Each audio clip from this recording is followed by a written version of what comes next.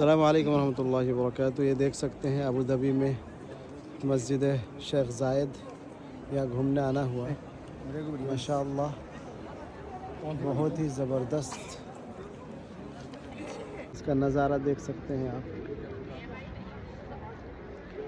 माशाअल्लाह माशाअल्लाह, क्या ही खूबसूरत नज़ारा है।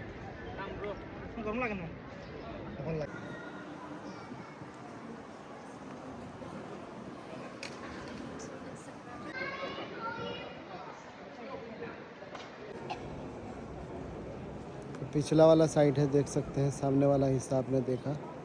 माशाअल्लाह माशाअल्लाह, अंदर का माहौल देख सकते हैं। माशाअल्लाह बहुत ही प्यारा देख सकते हैं अंदर का माहौल।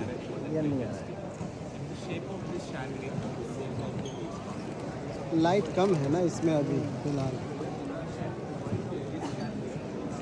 तकरीबन घूमना हो गया भाई। अब खाने के चक्कर में हम लोग जो है ना बाहर जा रहे हैं। ये गाड़ी लेके आए थे। माशाअल्लाह बस बेहतरीन बस है।